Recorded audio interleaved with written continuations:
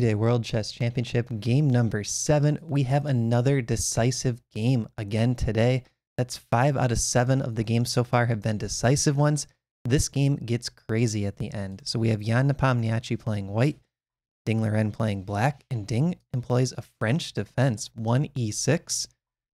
And after d4, d5, we see knight to d2. This is called the Tarrasch variation played by Ian. This is a more solid variation.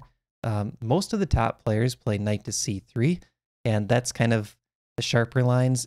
So either Ian wasn't ready for the French defense, or he has something in store for us with knight to d2. Let's see what happens.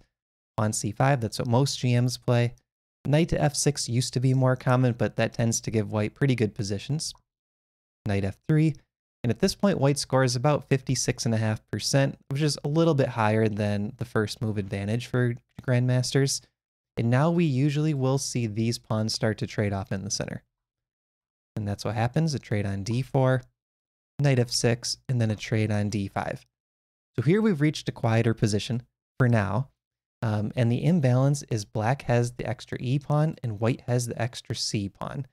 And one thing to note is the bishop on c8 is sort of a bad piece for black. It's trapped in by this pawn, so it probably has to come out through b7. So very, very tiny advantage for Ian so far. Knight f3, he's trying to untangle his pieces, free this bishop. Bishop e7. At this point, bishop to b4, a little bit more popular. We're still following over 100 games. Bishop to c4. Now we're down to 13 games. This move has been played by both Wesley So and Vladimir Kramnik, though, so not too rare. Knight to c6. And this is the very first new move. We haven't seen this position in the ChessBase database. And it's also the top stockfish move at extremely high depths. So I think Ian was trying to think, how can I punish this move? And he decides to take the knight right away, giving Ding these isolated pawns. So there's isolated pawn on a7, isolated pawn on c6. Both sides castle. We're back into a position that's had 3 games, but none of them are super GMs. And it's very close to equal here. Queen to e2. Now, normally in a World Chess Championship, we see an equal position like this. We might be thinking, oh, it's headed towards a quick draw. Not with these players. Queen to e2, Ian is looking to put the bishop and queen both on this diagonal, pointing at h7, trying to create some checkmate threats. So he's using the fact that this e-pawn blocks the bishop, and the e5 square in this diagonal is open for white. Ian is using those to his advantage. He wants to create an attack against Ding's king and get him to weaken this kingside structure. Bishop to b7. Ding wants to play c5, open up that bishop on the long diagonal. Bishop to d3. Here we go. And queen to e4. So now a checkmate in 1 is threatened, and Ding needs to either play g6 or drop the knight back. So he decides to play the more solid option, keeping all 3 pawns on the 7th rank, so that king is nice and safe for now. And now we see queen to h4. And what Ian is doing here is he wants to deflect this knight. If you can get that knight to move away, then you renew the threat of queen takes h7 mate. So one way to do that is to play bishop to g5 and try to capture. c5 by Ding. So the idea here is Ding wants to play bishop takes f3, giving white these double pawns, which is also isolated pawns on the f file. And so far, no inaccuracies by either player. So we're looking at some high-level chess. Bishop to f4, hitting the queen. And this also looks at maybe playing bishop to e5 and trading the knight that way. Queen b6, knight to e5. So Ian gets out of the way of that bishop takes f3 threat. And now there's a really strong threat for white. If you want to pause the video and try to find it, go ahead. The threat is knight to d7, forking the queen and the knight. So that if the queen moves, there's knight takes f6 check, followed by mate. And if the knight moves, there's mate in 1. So knight to d7, huge threat here. Rook to d8 played. Excellent move by Ding. He puts the rook on the open file, he defends d7, and he's looking to play active with this rook. Another thing that Ding could try here coming up is to play a move like bishop to a6, trying to trade off this strong attacking piece. Because one thing that can happen, if you try to put all of your pieces over on one side of the board to create an attack, like we see knight, bishop, queen, sometimes if that attack gets stopped, all of those pieces are misplaced all of a sudden. So that's the risk for Ian here. If he goes too all in on this attack, his pieces could become misplaced. And we're going to see some of that coming up, actually. rook a to e1 by Jan. The idea here is the rook could lift up, come over to h3, and keep attacking. So Jan keeps bringing new pieces into the attack. One thing to think about here, let's say a nothing move is played like king h1. This shows the power of bishop to a6, offering the bishop trade. There's nowhere for that bishop to go, and c4 is a mistake after rook to d4. So Jan had to be ready for this. And so he played rook a to e1. And in this position, g6 was played by Ding. He did not want to see that rook coming up, and he decides to defend it in advance by playing g6. Bishop to a6 probably is a good move here still. I think that would force the bishop trade. So now bishop to g5 by Jan. And what he's doing here is he's looking at maybe taking on f6 at some point, or maybe playing knight g4, still trying to deflect the knight. Currently, that knight is attacked twice, only defended once. And let's look at rook e3 here, because that was one thing I was wondering. What happens if Jan just still goes for that rook lift? Why is g6 such a good move against it? Well, now with g6, it blocks the bishop on d3 from hitting the h7 pawn. Knight to d5 can be played, forking rook and bishop, and this bishop on d3 is not in the attack. And if a move like queen h6 is played, you can take f4, play rook to d4, bishop to d6. All of a sudden, Ding has the advantage. So rook e3 would not be a good move here by Jan. Instead, he goes bishop g5. And now we see rook to d4, strongest move on the board. Excellent move by Ding. And he's defending with active play. That's something that we can all learn from for our own games.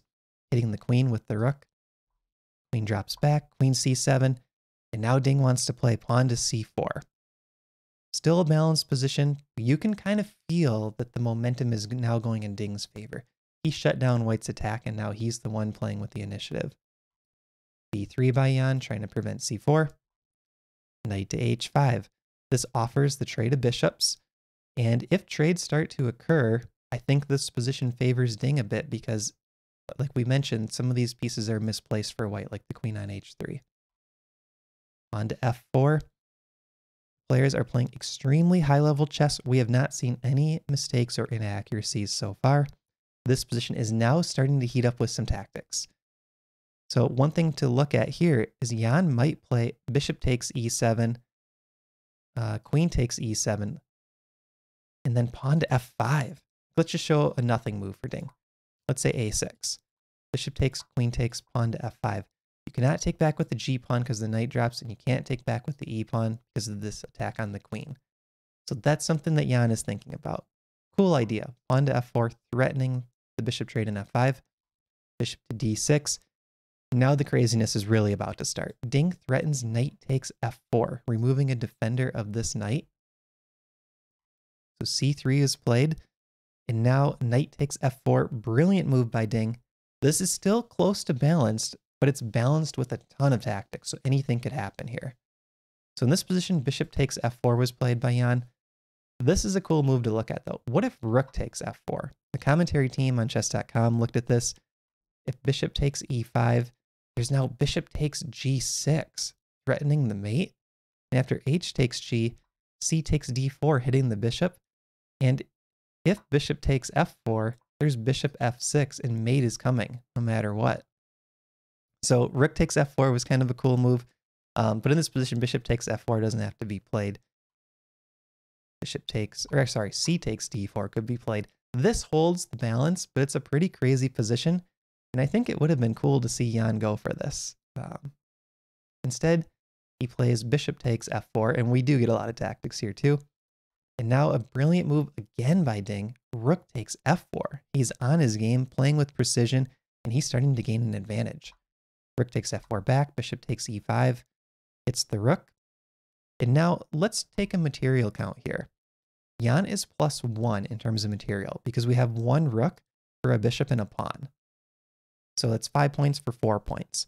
But these bishops are so active, pointing on long diagonals, and this is called the bishop pair. When you have two bishops and your opponent does not, you have the bishop pair.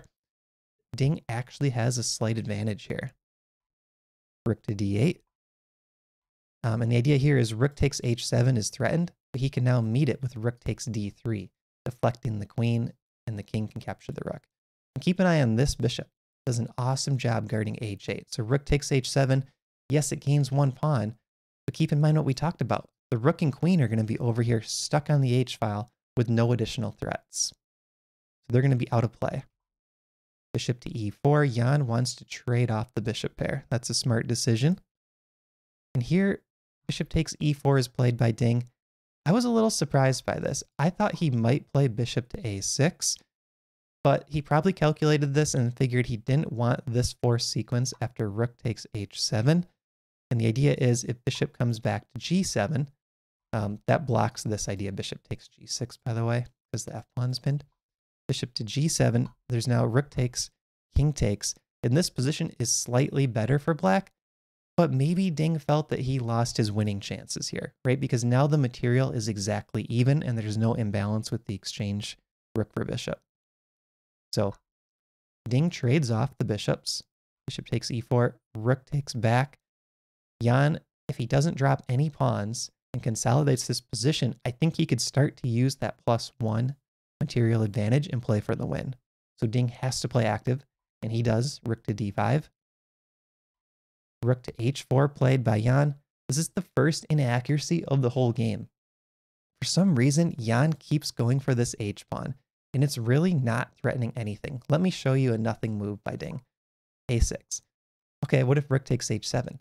There's now bishop takes c3, hitting the rook, and the queen cannot take it because she's trying to guard the rook here. If rook f1 is played, now there's bishop to d4 check, and rook to f5, and what happens in the end is this rook gets trapped. g5, there's nowhere for that rook to go. So it's incredible. Rook h4 threatening rook takes h7 is not even a threat. So here Ding plays queen to d6. This is the strongest move on the board, threatening rook to d3. And Ding is definitely playing for the win now. Queen to e3. Jan abandons this idea of rook takes h7 completely. And now h5, shutting down any of those shenanigans on the h-file. There's no queen h6 trying to mate on h7 anymore. Pawn to g3. That's a good move. So the idea with g3 is this rook wants to move, but it's also trying to defend the h-pawn so that there's no bishop takes h2. So g3 defends against that. Bishop to f6, poking at the rook. Be careful not to play rook f4 because the bishop g5 pins the rook to the queen. Rook to c4. And at this point, the computer liked rook to a4 slightly better, but still close to balance, slight advantage Ding. And at this point, Ding spends over 4 minutes to play pawn to h4. But he's left with 5 minutes on the clock. Jan has 11 minutes. We're at move 31, and there's no increment. This becomes part of the storyline. We have 9 moves to make, and there's no increment, and Ding has 4 minutes on the clock. You still have to write down your moves. G takes h4 played by Jan, and all of a sudden Ding freezes. He doesn't make a move. Bishop to e5 is the only move that keeps the advantage, and he plays rook to d2 with 45 seconds left. He goes into a 4-minute think with 5 minutes on the clock to play an inaccurate move, rook to d2. And he has 45 seconds now to make the next 8 moves. This is insane. Rook to e2 played by Jan. Ding instantly plays rook to d3, and it's a blunder. So now we have 10 minutes to 44 seconds for Ding. This allows queen takes c5, and Jan has an advantage. Rook back to d5 is the strongest move, and that's about equal. So queen takes c5, Jan has the advantage now, 7 minutes to 43 seconds. Rook to d1 check, another mistake, and it's all going downhill. Ding is playing these moves instantly. As soon as Jan makes a move, he just snaps his move back so that he doesn't lose on time. King to g2, queen to d3, and now rook to f2. We have over 5 minutes on the clock for Jan. Ding lets his clock start ticking. He's down to 20 seconds. We're on move 36, and he plays king to g7. Another mistake. The strongest move is probably rook to d2, but he just doesn't have any time to find these moves, and Jan is still close to winning even with rook to d2. So king g7 played, and now there's the super strong rook c to f4, creating a battery down the f-file, which attacks the bishop and attacks the pawn behind it. Queen takes c3 played by Ding, and he resigned after the move. He didn't let Jan make his move back. And there we have it. Ding was close to pushing for that win, but the time management got him in the end, and Ding has struggled every game to play quickly. Every game, Jan has way more time than Ding as they approach move 40. It finally came back to haunt Ding, and he loses due to the clock. So we're at the halfway point of the match, 7 games done. That was another decisive game. We will see you for game number 8 recap. Thanks for watching.